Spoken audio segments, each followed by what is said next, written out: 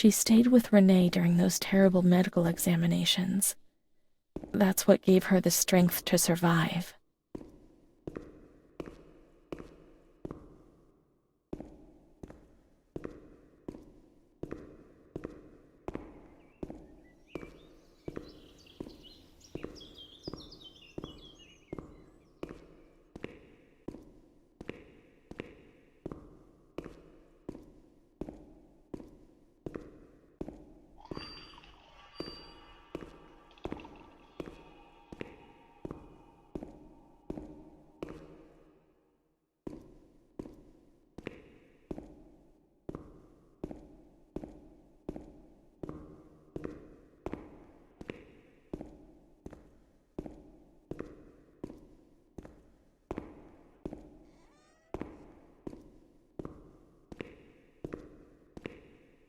They went to the gynecology ward on the first floor.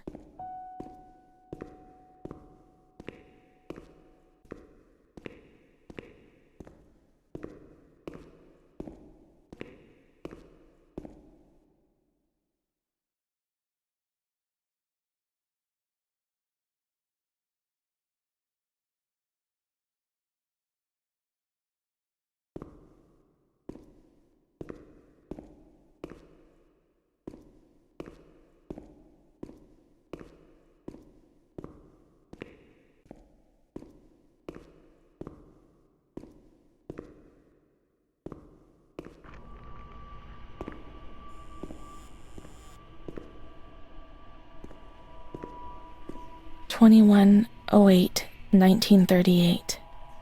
Confidential.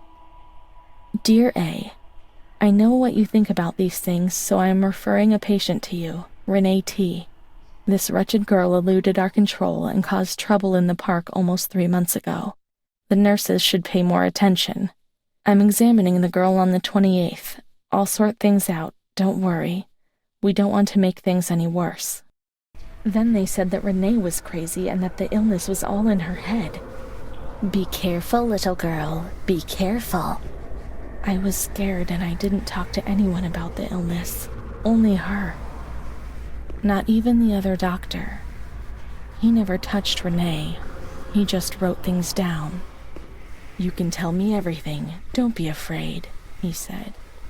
Everything's going to be fine. Do you want to know what I'm writing? I write down what I see about you. Everything I see. He didn't hate Renee. He tried to help her. But he rarely examined her in those small surgeries.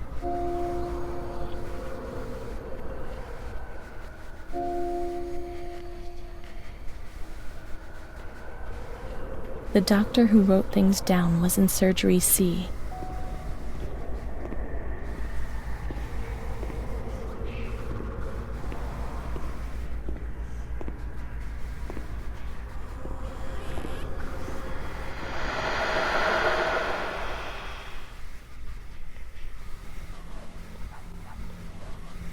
March 1938. Renee T., 16 years old, Menarche at the age of 12, housewife, father unknown, mother a seamstress. Admitted for observation yesterday morning from Pontedera, accompanied by a police officer authorized by the examining magistrate of the Court of Pisa to be admitted for psychiatric evaluation, which has been executed by me. Medical certificate. Mental illness preceded by warning signs. Has suffered from depression for a year, believing she has tuberculosis. Food deprivation. We shouldn't read this document. It's forbidden. We mustn't. If they find out, there'll be trouble.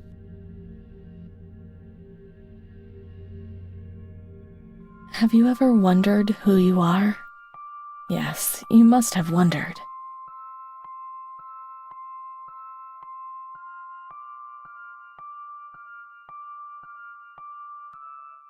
Will you help me to understand? To escape this dazzling light inside me that stops me from seeing?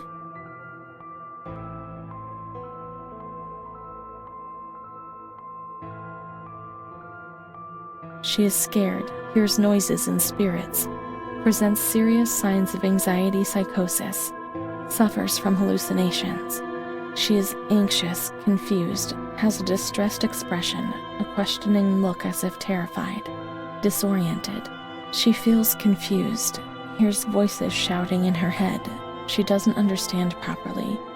She has not felt well for 2 or 3 months.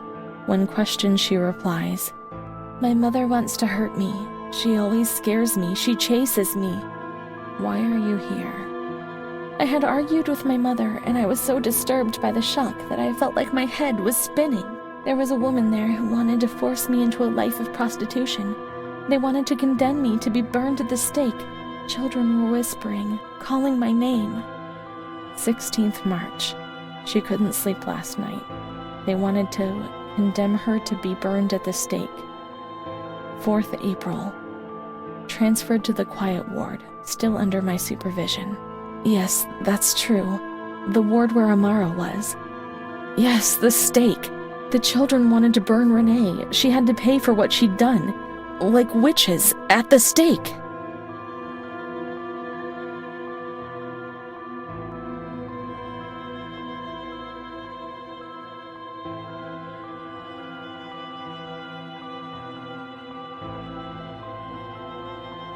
April 21st. She is more awake this morning and responds to questions. She complains of headaches. She became emotional when she found out that her mother was there. She says that one day, years earlier, when she was with a friend of hers, she met a guy who made her get into a car and took her for a ride. There, she was made to smoke cigarettes and drink spirits, and that guy showed her certain things. He tried to hurt her and made her go crazy. She says that he promised to marry her and made her swear to keep it a secret. These details were roughly confirmed by her mother. After that, she became domineering, impatient, and hostile to her family, especially her mother. She started taking off her clothes in public, going from laughter to tears without warning. She rants, masturbates. I can't remember these things, only the guilt, the stake. I know that I deserve to pay for that guilt. I knew it even then.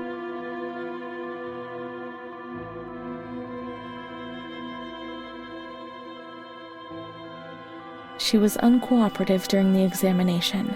She didn't want to be stripped. She remained rigid. Voluntary attention almost absent. Probable hallucinations. 25th April. Confused ideas, unable to maintain a spontaneous conversation. Reflexes all normal. Reactive pupils. Let's find Amara and we'll find the full medical record.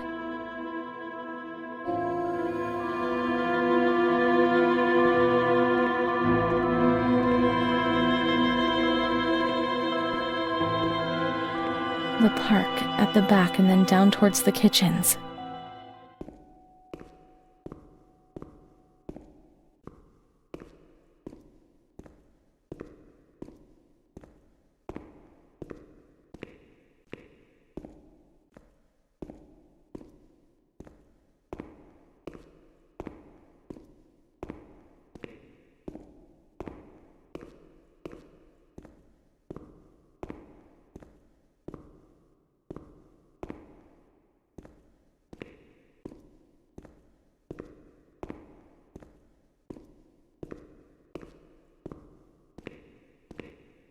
This is the road we used to take. If she hadn't been there, in the park on that bench in spring for all those days, it was like escaping nature. She talked and smiled.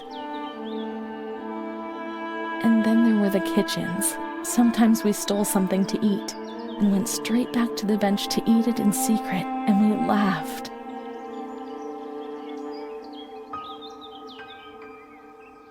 She did things to me. Sometimes she touched me. In the showers, I felt her body against mine for the first time. It was a shiver that warmed my soul. Eyes closed, the light slipped away.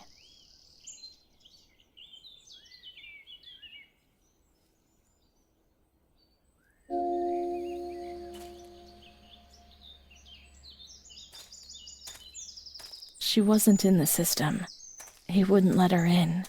That's it. She must be the key to my memories, to the reasons why.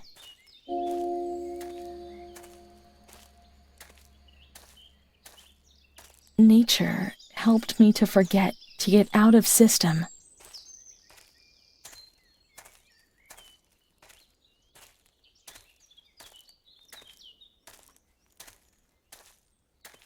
The scent of spring. The land of light was far away, and we spent the days chatting, seated on the stone benches.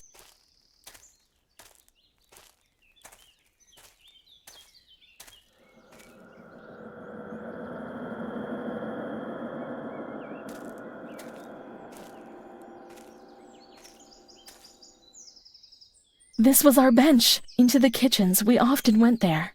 She sometimes went on her own when things were going well.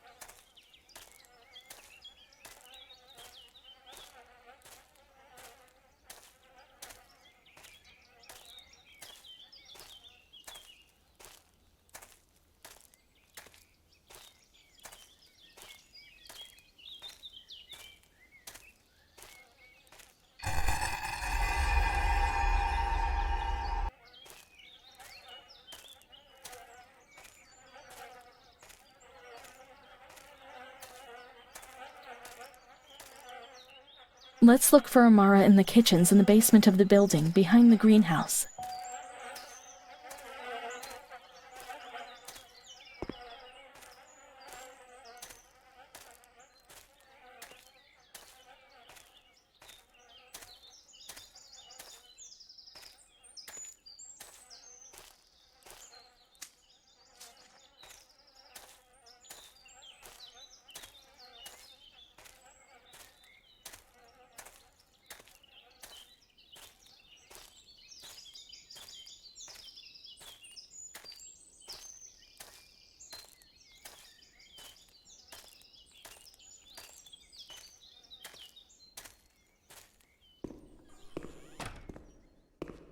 Come on, let's search everywhere. She must be here, without a doubt.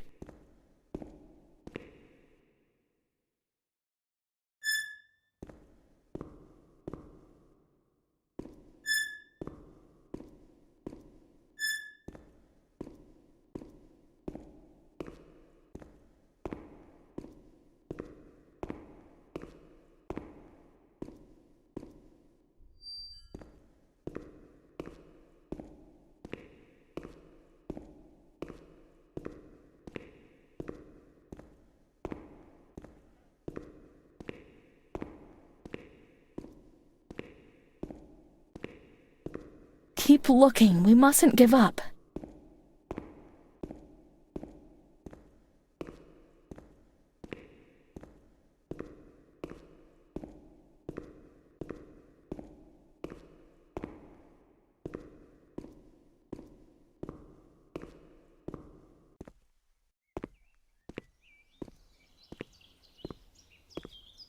Where might she be? We've got to talk to her. Everything will be all right. I don't like staying here now. Let's look for her. Come on, quickly.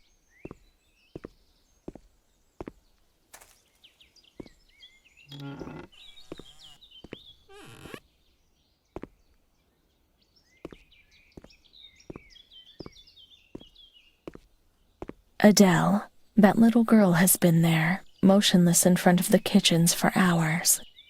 Poor thing. I gave her a sweet. She ate it without saying a word and remained there still. I don't think she's well. We used to see her now and again. Now she's always there. I'm off. The doctor's not here. He'll be here in the afternoon. Try and speak to him. Poor thing. Lost in her dreams. She was only a little girl. But nobody gave her a cuddle. On the contrary, they punished her. They said she was ill. Her dreams were bothersome. Even her dreams weren't hers anymore. I need her. But we will find her. We'll find her, won't we? When the water in the shower was cold, we ran away. But when it was hot, then she came to Renee, under that cruel white light. I can still feel the shivers that her body gave me. It all has to go back to how it was.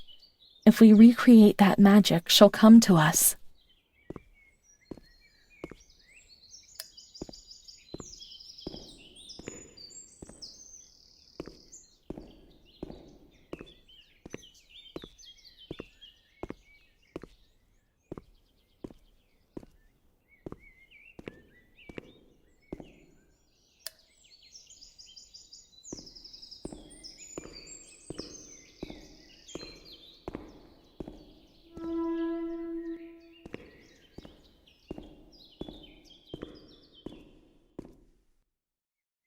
We'll have to turn on the water in the showers and switch on the boiler.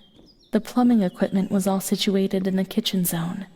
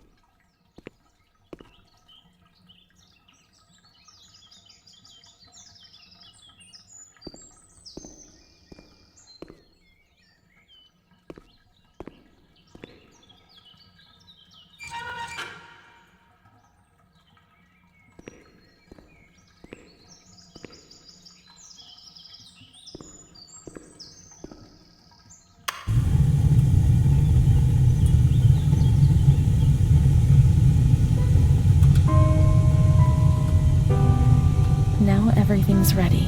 We can go to the showers. We can go along that narrow corridor in the kitchens. We'll meet her in the showers.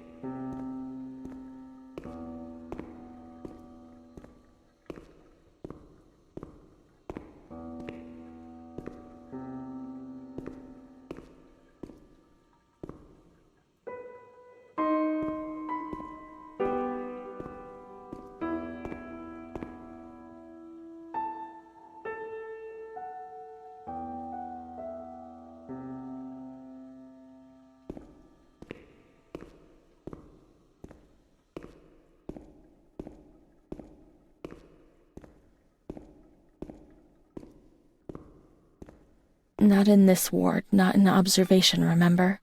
Let's go into the tranquil ward.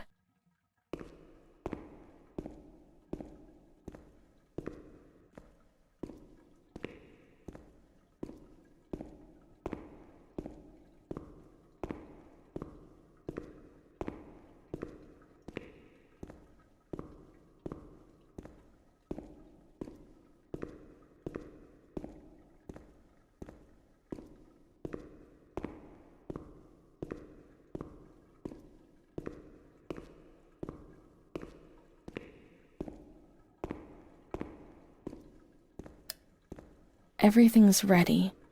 Let's strip off and leave our clothes on the hooks in the changing room.